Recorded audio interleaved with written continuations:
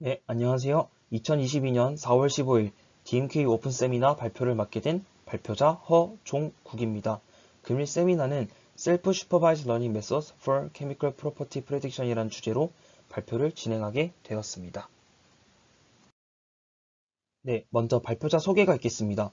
제 이름은 허종국이고 고려대학교 데이터 마이닝 앤 퀄리티 애널리틱스 연구실에서 석사과정 3학기차 재학 중에 있으며 김성범 교수님 지도하에 연구를 진행하고 있습니다. 관심 연구 분야는 딥 리인포스먼트 러닝, 그래프 뉴럴 네트워크스, 셀프 슈퍼바이즈 러닝이며 해당 세미나를 듣고 궁금하신 사항이 있으면 아래에 있는 이메일로 연락 주시면 성심성의껏 답변 드리도록 하겠습니다. 네, 금일 세미나 목차입니다. 첫 번째로 분자 구조를 표현하는 방식에 대해서 살펴보고 화학 분자 도메인에서 딥러닝이 어떻게 적용되고 있는지 간단하게 설명드릴 예정입니다. 그리고 셀프 슈퍼바이즈 러닝의 정의, 그리고 컴퓨터 비전과 자연어 처리에서는 각각 어떠한 방법론들이 있는지에 대해서 간단하게 살펴보겠습니다. 그 후에 화학 분자 도메인에서 셀프 슈퍼바이즈 러닝을 적용한 사례로 캔버타, 몰클리어, DMP라는 방법론에 대해서 각각 살펴보고 금일 세미나를 마치도록 하겠습니다. 분자 구조를 표현하는 세 가지 방식에 대해 먼저 설명을 드리도록 하겠습니다. 첫 번째로 원자 간 결합의 길이나 각도 등의 분자 내에 있는 모든 원자 사이의 정보를 3차원 형태로 저장하고 있는 3D 코디네이트 형태, 그리고 원자를 로드, 결합을 엣지로 표현하는 2D 그래프 형태, 그리고 분자 표기 규칙, 스마일즈 표기 규칙에 따라서 구조를 문자열로 표현하는 스마일즈 스트링 캐릭터 시퀀스 형태가 있습니다. 먼저 그래프 형태로 분자를 표현하는 방식에 대해 간단히 설명드리겠습니다. 그래프 형태로 분자를 표현하는 경우 GCN, GIN 등 GNN 계열의 모델을 통해 분자 구조를 학습하게 됩니다. GNN은 인접한 원자 간의 결합, 엣지를 통해 원자의 정보를 전파하게 됩니다. 따라서 이렇게 여러 개의 복잡한 고리가 뒤얽힌 분자의 구조 또한 쉽게 파악할 수 있습니다. 하지만 GNN 계열의 모델은 원자 간 최대 거리가 매우 큰 분자의 경우 특징을 포착하기가 어려운데요. 간단한 설명을 위해서 2D 컨볼루션에 대해 짚고 넘어가겠습니다. 컨볼루션은 인접한 픽셀 간의 정보를 필터를 통해 결합을 하게 되는데, 이렇게 양 끝단에 있는 픽셀에 대한 정보를 결합하기 위해서는 여러 층의 컨볼루션 레이어를 거쳐야 합니다.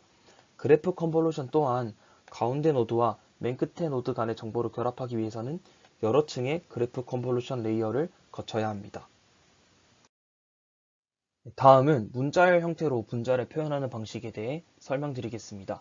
트랜스포머 계열의 원어 모델을 통해 분자의 요약 정보를 추출하게 되는데, 원자 간 길이가 긴 이러한 분자에 대해서 관계를 포착하기가 쉽습니다. 이 이유는 레이어 개수와 상관없이 한 번에 모든 문자 간의 상관성을 파악할 수 있는 셀프 어텐션 메커니즘 때문입니다. 간단한 예를 통해 보여드리겠습니다. 특정 문자에서 특정 원자를 쿼리, 해당 쿼리와 상관성을 파악하고 싶은 나머지 원자들을 키라고 할 때 셀프 어텐션은 각각의 모든 원자에 대해 나머지 원자와의 상관성을 어텐션 스코어로 파악할 수 있습니다. 하지만 사람이 만든 문자의 표기 규칙을 모델이 학습해야 된다는 단점이 존재하기 때문에 그래프 구조를 파악하기에 쉽지가 않습니다. 다음으로 물성 예측에 대해 설명드리도록 하겠습니다. 물성 예측이란 특정 화학 분자의 성질, 끓는 점, 전도성, 독성 등을 예측하는 태스크입니다. 몰큘렛은 이러한 다양한 물성에 대한 회귀, 분류 데이터셋과 각 데이터셋의 평가 지표를 제공하는 벤치마크입니다. 몰큘렛 내에 어떠한 데이터셋이 있는지 간단히 알아보겠습니다. 첫 번째로 특정 분자의 용해도를 리그레션으로 추정하는 ESOL 데이터셋, 특정 분자의 독성을 추정하는 멀티레이블 클래시피케이션 태스크의 톡스21 데이터셋, 특정 분자가 뇌혈관 장벽을 투과할 수 있는지를 추정하는 바이너리 클래시피케이션의 BBBP 데이터셋. 하지만 이러한 몰큘렛 벤치마크의 데이터셋 중 가장 큰 데이터셋도 43만 개밖에 되지 않습니다. 분자 도메인의 데이터를 레이블링하는 데는 시간뿐만 아니라 전문적인 지식이 필요하기 때문인데요. 따라서 이러한 몰큘렛 데이터로 학습하기 전에 펍캠이라는 약 1천만 개의 언레이블드 데이터를 통해 셀프 슈퍼바이즈 러닝으로 사전 학습 후 파인 튜닝을 진행하는 연구가 활발히 진행되고 있습니다. 네, 셀프 슈퍼바이즈 러닝을 설명드리기에 앞서 슈퍼바이즈 러닝 프레임워크에 대해 한번 짚고 넘어가도록 하겠습니다. 슈퍼바이즈 러닝은 크게 이미지 등의 데이터로부터 특징을 추출하는 픽처 익스트랙터, 이 픽처 익스트랙터를 통해서 리프레젠테이션 벡터를 뽑게 되고, 이 리프레젠테이션 벡터로부터 요약 정보로부터 목적에 알맞는 타겟 값을 예측할 수 있는 풀리 커넥티드 레이어로 구성되어 있습니다. 네, 하지만 지도학습, 슈퍼바이즈 러닝을 위해 데이터를 레이블링하는 것은 시간과 비용이 많이 듭니다. 따라서 대량의 언레이블드 데이터로부터 피처 익스트랙터를 통해 표현 벡터를 뽑은 후 레이블링이 필요 없는 특정 태스크를 통해 언슈퍼바이즈드 프리트레이닝을 진행하게 됩니다. 그 후 레이블드 데이터에 알맞게 추가적인 레이어를 합친 후에 파인 튜닝을 진행하게 됩니다. 먼저 컴퓨터 비전에서 셀프 슈퍼바이즈 러닝에 대해 간단히 알아보겠습니다. 첫 번째는 인페인팅입니다. 주변 이미지 픽셀 정보로부터 마스킹된 패치를 예측하는 것인데, 원본 이미지에 특정 크기로 마스킹을 한 후 픽처 익스트랙터를 통해 리프레젠테이션 벡터를 추출합니다. 그 후 디코더를 통해 원본 이미지를 복원합니다. 영어 시험에서 빈칸 놓기와 같다고 생각하시면 좋을 것 같습니다. 앞뒤 문맥을 고려하여 문단의 주제를 파악한 후 어떤 문장이 들어갈지 예측하는 것처럼 인페인팅 또한 손상된 이미지로부터 정보를 추출할 수 있도록 학습합니다. 파인 튜닝 단계에서는 이 뒷단의 디코더는 쓰지 않습니다. 다음은 컨텍스트 프레딕션입니다. 특정 패치를 중심으로 다른 패치의 상대적인 위치를 예측하는 태스크입니다. 화면과 같이 빨간색 패치를 중심으로 여러 방향 중 하나의 패치를 추가로 추출합니다. 그 후 피처 익스트랙터를 통해 리프레젠테이션 벡터를 추출하고 검정색 패치가 빨간색 패치 기준 어느 방향에 있는 것인지 예측하는 MLP 레이어를 추가합니다. 표현 벡터가 올바른 정보를 담고 있다면 이렇게 위쪽 방향이 정답이라고 예측하게 됩니다. 해당 방법론 또한 파인 튜닝 단계에서는 태스크에 걸맞는 MLP 레이어를 별도로 추가 후 학습해야 되기 때문에 방향을 예측하는 레이어는 쓰지 않습니다. 다음은 컨트라스티브 러닝입니다. 컨트라스티브 러닝은 동일한 이미지에 서로 다른 데이터 증강 기법을 적용하여도 이미지의 본래 정보는 바뀌지 않는다는 가정하에 학습을 진행합니다. 동일한 이미지에서 서로 다른 데이터 증강 기법을 적용한 샘플을 포지티브, 서로 다른 이미지는 네거티브라고 정의합니다. 포지티브 샘플은 서로 가깝게, 네거티브 샘플은 서로 멀리 떨어지도록 학습을 진행하게 됩니다. 컨트라스티브 러닝에는 다양한 방법이 있지만 심클리어를 기준으로 설명드리겠습니다. 먼저 N개의 이미지에 데이터 증강 기법을 적용한 IT1이 있습니다. 또한 이와 다른 방향으로 이미지를 돌리거나 다른 크기로 자르거나 일부 블러링을 줘도 이미지의 정보는 크게 변함이 없습니다. 강아지 사진을 180도 돌린다고 해서 고양이가 되지는 않겠죠? 그 후 피처 익스트랙터를 통해 각각의 이미지에 대한 표현 벡터를 뽑은 후 인베딩 공간에 투사하기 위한 프로젝션 레이어를 통과하고 노멀라이제이션을 거쳐 길이가 1인 하이퍼스피어 상에 배치하게 됩니다. 같은 이미지로부터 나온 샘플은 가깝게, 다른 이미지로부터 나온 샘플은 멀리 떨어지도록 학습을 진행하게 됩니다. 이렇게 학습을 하게 되면 같은 이미지 간의 코사인 유사도는 크게, 다른 이미지 간의 코사인 유사도는 작게 학습이 진행되게 됩니다. 바이오를 끝으로 이미지 도메인에서 셀프 슈퍼바이즈드 러닝에 대한 소개를 끝내도록 하겠습니다. 바이올에는 여러 가지 트릭이 있지만 핵심만 간단히 알아보겠습니다. 바이올은 특정 이미지에서 어그멘테이션을 한 후 추출한 표현 벡터에서 다른 어그멘테이션을 통해 추출한 표현 벡터를 예측하도록 학습하는 프레임워크입니다. 온라인 네트워크와 타겟 네트워크라는 구조가 존재하는데 둘은 같은 구조이지만 학습의 안정성을 위해 별도로 타겟 네트워크를 두게 됩니다. 바이올에 대한 깊은 설명은 생략하고 간단한 핵심만 설명하겠습니다. 먼저 이미지에 서로 다른 어그멘테이션을 적용한 후 각각 온라인 네트워크와 타겟 네트워크를 통과시킵니다. 각각의 픽처 익스트랙터로부터 리프레젠테이션 벡터가 추출되게 되고 온라인 네트워크의 표현 벡터로부터 타겟 네트워크의 표현 벡터를 예측하는 별도의 MLP 레이어를 추가합니다. 해당 레이어를 통해 타겟 네트워크의 표현 벡터에 대한 예측값을 추출하고 MSE 로스를 통해 온라인 네트워크를 학습시킵니다. 이때 타겟 네트워크에는 학습의 안정성을 위해 그레디언트가 흐르지 않습니다. 대신 타겟 네트워크의 파라미터는 온라인 네트워크의 파라미터를 매 스텝마다 조금씩 반영하게 됩니다. 네, 이미지 도메인에서 셀프 슈퍼바이즈드 러닝을 적용한 사례들을 간단히 살펴보았습니다.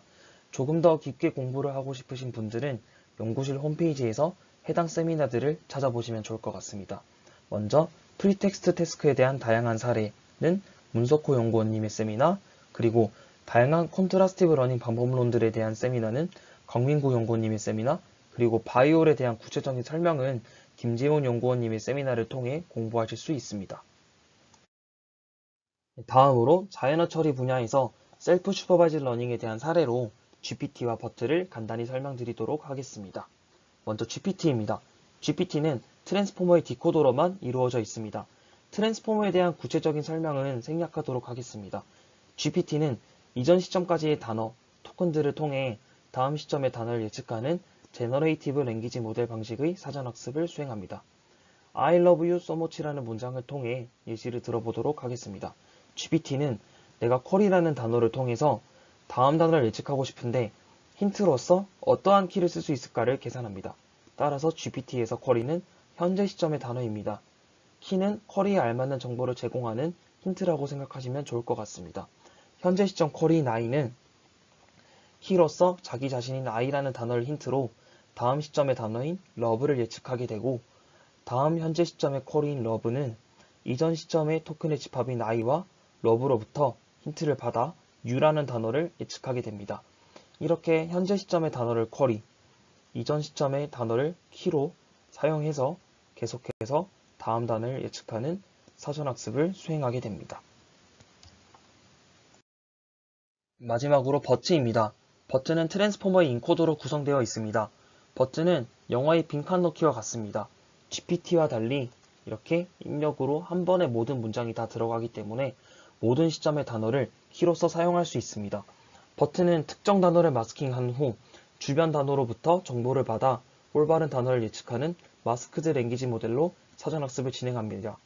이렇게 마스킹을 하면 내가 정답을 알고 싶은 마스킹 값을 쿼리, 그리고 주변의 모든 단어를 키로서 힌트를 제공받아 문맥의 올바른 단어를 예측하게 됩니다. 이렇게 U와 머치가 마스킹 됐다면 주변 토큰을 키로서 정보를 받아서 U와 머치를 예측하게 됩니다. 네, 지금까지 컴퓨터 비전과 자연어 처리에서 셀프 슈퍼바이즈드 러닝이 어떻게 적용되는지 알아보았습니다. 이제 화학 분자 도메인에서 셀프 슈퍼바이즈드 러닝이 어떻게 적용되는지 방법론들을 조금 더 구체적으로 알아보겠습니다. 간단히 개요만 먼저 설명드리자면 마스크드 랭귀지 모델 학습 방식의 트랜스포머 인코더 구조, 그리고 문자열을 입력으로 받는 캔버타, 그리고 그래프를 입력값으로 컨트라스티브 러닝을 사용을 하고 그래프 뉴럴 네트워크를 아키텍처를 사용하는 몰클리어, 그리고 사전학습 방식으로 바이오를 사용을 하고 입력값으로 문자열과 그래프 둘 다 사용하면서 아키텍처 또한 트랜스포머와 그래프 뉴럴 네트워크 두 가지를 동시에 쓰는 DMP라는 방법이 존재합니다. 자세한 방법론은 하나하나씩 설명드리도록 하겠습니다. 먼저 챔버타입니다. 토론토 대학에서 연구하였으며 마스크드 랭귀지 모델 방식으로 로버타라는 언어 모델을 학습합니다. 로버타는 버트와 동일하게 트랜스포머 인코더로만 이루어진 구조인데 버트에서 레이어 수나 배치 사이즈 등의 하이퍼 파라미터 튜닝을 통해 최적으로 학습한 버트 정도로 알고 계시면 좋을 것 같습니다. 입력값으로 분자의 문자열 구조인 스마일즈 스트링을 사용하였습니다. 앞에서 설명드렸던 펍캠이라는 1천만 개의 언레이블드 데이터로 사전학습을 수행한 후 몰큘러 벤치마크의 일부 데이터셋에 대해 파인 튜닝을 진행하였습니다. 기존 지도학습 모델보다 월등한 성능을 낸 경우는 거의 없지만 프리트레이닝 데이터셋의 크기가 커질수록 파인 튜닝 성능이 올라가는 것을 통해 사전학습의 스케일러빌리티를 입증을 하였습니다. 캔버타는 앞에서 설명드렸던 버트와 거의 동일하게 학습을 하기 때문에 간단하게 사전학습과 파인 튜닝 프로세스를 한 번에 설명드리도록 하겠습니다. 먼저 왼쪽 그림과 같이 1천만 개의 펍캠 언레이블드 데이터셋이 있을 경우 각각 문자열을 입력받아서 트랜스포머 인코더에 입력합니다. 이때 문자열 스마일즈 스트링에 대해 일부 문자열을 마스킹을 한 후 마스킹 값을 예측하는 사전학습을 진행합니다. 이후 사전학습된 트랜스포머 인코더에 지도학습 데이터에 알맞는 획이나 분류 레이어를 추가합니다. 이후 지도학습 데이터, 예를 들어서 톡스21 데이터를 통해서 해당 분자가 독성인지 아닌지를 바이너리 클래시피케이션으로 학습하게 됩니다. 획이 문제의 경우 RMSE로 학습을 하게 됩니다. 네, 캔버타의 실험 결과에 대해 간단히 살펴보고 넘어가도록 하겠습니다. 캔버타는 기존 지도학습 모델보다 뛰어난 성능을 보이진 않았는데요. 사용한 파인튠 데이터셋 또한 굉장히 제한적입니다. 몰큘레 벤치마크에서 4개의 클래시피케이션 데이터에 대해서만 실험을 진행을 하였고, 뿐만 아니라 각각의 클래시피케이션 데이터는 멀티 레이블 클래시피케이션인데 그 중에 한 가지 클래스에 대해서만 실험을 진행을 하였습니다. 베이스라인 모델로서는 물성 예측을 위해 고안된 그래프 뉴럴 네트워크인 DMPNN과 랜덤 포레스트 그리고 서포트 벡터 머신에 대해서 성능을 비교를 하였습니다. 캔버타를 사전 학습한 후에 파인 튜닝을 진행을 했을 때 좋은 성능을 보였던 경우에는 4개의 데이터셋 중에서 톡스21, 그 중에서도 ROC, AUC에 대해서만 좋은 성능을 보였습니다. 그렇다면 캔버타의 컨트리뷰션은 뭐냐?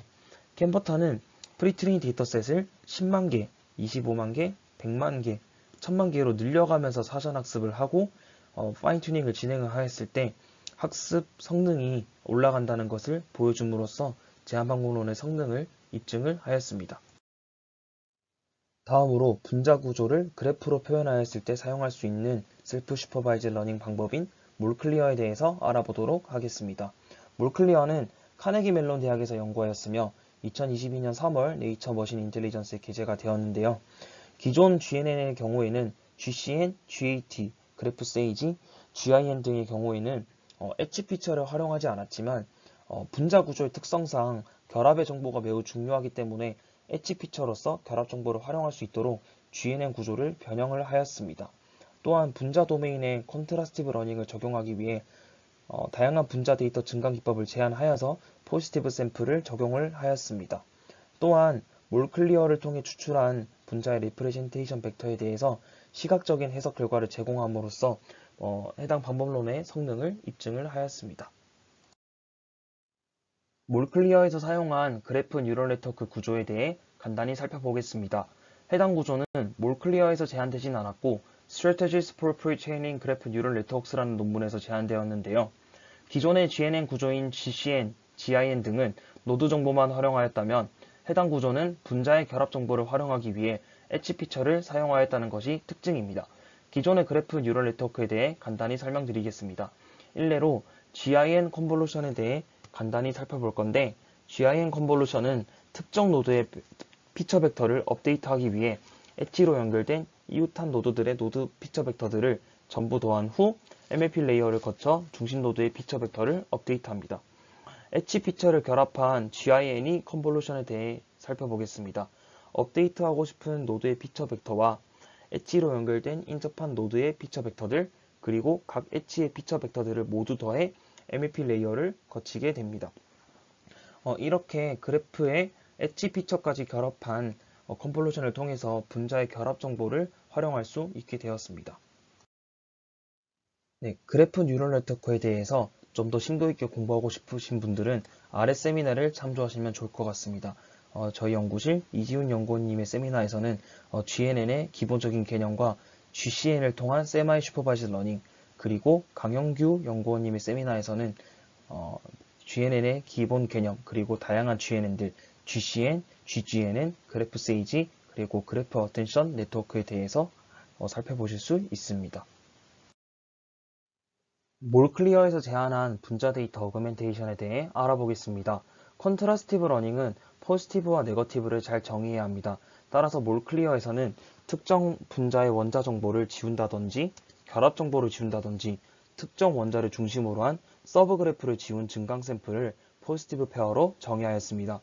그리고 몰클리어에서는 이러한 세 가지 증강 기법 중에 가장 적절한 증강 기법이 무엇인지도 실험을 하였는데 해당 실험 결과는 뒷부분에서 설명드리도록 하겠습니다. 몰클리어의 사전학습 프로세스에 대해서 그림으로 설명드리도록 하겠습니다. 몰클리어의 사전학습 데이터, 그리고 파인튜닝 데이터, 그리고 파인튜닝 방법론은 앞에서 설명드렸던 캔버타와 동일하기 때문에 사전학습 프로세스 부분에 대해서만 그림으로 설명드리도록 하겠습니다. 분자 데이터 그래프가 이렇게 n개가 존재한다고 했을 때 각 그래프에 대해서 서로 다른 데이터 어그멘테이션을 2개씩 취해서 총 2n개의 샘플을 만들게 됩니다. 각각의 그래프에 대해서 그래프 컨볼루션을 태워서 리프레젠테이션 벡터, 표현 벡터를 뽑게 되고 길이가 1인 하이퍼스피어에 프로젝션 시키기 위해 MLP 레이어를 태우고 L2 노멀라이즈를 진행하게 됩니다.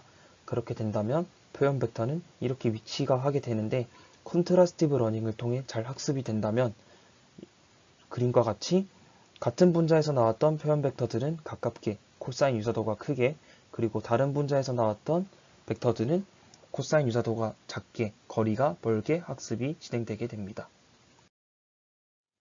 네, 몰클리어의 실험 결과에 대해 간단히 살펴보도록 하겠습니다. 몰클리어는 캔버터와 동일하게 펍캠 언레이블드 1천만 개의 데이터셋에서 사전학습을 진행한 후 몰클레 벤치마크에서 파인 튜닝을 실시를 하였는데 캔버터와 달리 7개의 클래시피케이션 태스크 그리고 6개의 리그레션 태스크에 대해서 폭넓게 파인 튜닝을 진행을 하였습니다. 그중 클래시피케이션에 대한 장표만 간단히 살펴보겠습니다. 왼쪽 그림은 저자들이 제안한 데이터 증강 기법, 원자 정보 삭제, 결합 정보 삭제, 그리고 서브 그래프 삭제, 그리고 3개의 데이터 증강 기법을 적절하게 조합을 하였을 때 사전학습을 진행한 후 7개의 클래시피케이션 파인 튜닝 데이터에 대해서 ROC, AUC 성능을 나타내었습니다. 보시는 바와 같이 회색, 서브 그래프를 삭제를 하였을 때 성능이 가장 좋았습니다. 하지만 빨간색 박스와 같이 BBBP 데이터셋의 경우에는 서브 그래프를 삭제하였을 때 성능이 확연하게 감소하는 것을 알 수 있는데 저자들이 주장하길 해당 데이터셋은 분자의 구조의 위상 변화에 따라서 성질이 크게 변하기 때문에 서브 그래프 리무버라는 데이터 증강 기법이 적절하지 않았다고 주장합니다. 특정 데이터에 국한되지 않은 적절한 그래프 증강 기법에 대한 연구는 아직 나올 여지가 충분하다고 생각합니다. 오른쪽 그림은 사전학습이 아니라 지도학습 실험 세팅 하에서 저자들이 제안한 데이터 증강 기법 유무에 따른 ROC, AUC 성능 결과를 나타내고 있는데 해당 실험 결과를 통해서 그래프 증강 기법을 사용하였을 때 지도학습 성능이 더 올라가는 것을 확인할 수 있었고 이를 통해 저자들이 제안한 데이터 증강 기법이 타당하다고 주장을 하였습니다. 네, 몰클리어를 통해 학습된 리프레젠테이션 벡터에 대한 TSN 임베딩 값을 시각화한 값을 살펴보도록 하겠습니다. 유사한 구조나 작용기를 가진 분자들끼리 클러스터링이 잘 되는 것을 확인할 수 있는데 간단히 살펴보자면 왼쪽 하단은 이렇게 벤젠 고리 거기에다가 17족 할로젠 원소 플루오린, 브로민, 염소, 아이오딘이 결합된 구조가 공통적으로 있다는 것을 알 수 있고 오른쪽 위의 경우에는 아릴이라는 작용기 벤젠 고리에다가 꼬리가 하나 더 붙은 형태에다가 탄소와 산소가 결합된 카본일기라는 구조가 공통적으로 있다는 것을 확인할 수 있었고 오른쪽 하단의 경우에는 암모니아에서 수소를 하나 뺀 아민기라는 작용기가 공통적으로 있는 분자들이 모여 있다는 것을 확인할 수 있었습니다. 금일 세미나에서 소개시켜드릴 마지막 논문은 듀얼뷰 몰클 프리트레이닝이라는 논문입니다. 해당 논문은 University of Science and Technology of China와 마이크로소프트 리서치 아시아에서 연구를 진행하였습니다. 해당 논문은 문자열로 표현하였을 때와 그래프로 표현하였을 때 각각의 학습 방식이 서로 장단점이 존재하며 서로서로 상호 보완적이라는 것을 주장을 하였고 바이오를 통해 서로 다른 포맷의 표현 벡터를 예측하는 사전학습을 수행하게 됩니다. 세미나 맨 앞단에서 설명드렸다시피 각각의 분자 표현에 따른 학습 방식은 장단점이 존재합니다. 일례로 스마일즈 스트링 문자열로 트랜스포머 계열을 학습시켰을 때에는 원자 사이 거리가 먼 분자의 표현을 잘 학습할 수 있지만 B와 같이 3개 이상의 고리가 있는 복잡한 분자 구조는 학습하기 어렵습니다. 하지만 복잡한 그래프 구조를 잘 반영할 수 있는 GNN 계열의 모델들은 B와 같은 분자에 강하지만 A와 같은 큰 분자에서는 양 끝단의 원자 정보를 결합하기 위해서는 여러 레이어를 거쳐야 하기 때문에 레이어 수가 적을수록 학습이 어렵게 됩니다. C의 경우 두 단일 계열 모두가 실패한 사례입니다. 저자들이 제안한 방법론은 A, B, C 모든 종류의 분자에 대해 잘 학습되었다고 주장합니다. 학습 방식은 뒤쪽에서 자세히 설명드리도록 하겠습니다. DMP는 두 가지 사전학습 프로세스로 구성되어 있습니다. 첫 번째는 멀티포맷 바이올 방식입니다. 분자를 한 번은 그래프, 한 번은 문자열로 표현을 하였을 때 그래프 구조는 GNN 인코더, 문자열 구조는 트랜스포머 인코더를 통해서 표현 벡터를 추출하게 되고 이 각각의 표현 벡터에서 서로 다른 포맷의 표현 벡터를 예측할 수 있도록 프레딕션 레이어를 추가를 하게 됩니다. GNN 인코더를 통해서 예측하게 되는 값은 트랜스포머 인코더의 타겟 값이며 트랜스포머 인코더의 리프레젠테이션 벡터에서 예측하게 될 값은 GNN 인코더의 리프레젠테이션 벡터 값입니다. 그리고 타겟 값을 가지고 와서 코사인 시밀러리티를 계산을 한 후 각각 인코더로 그레디언트를 전파하게 됩니다. DMP의 두 번째 사전학습 프로세스는 마스크드 랭귀지 모델 프로세스입니다.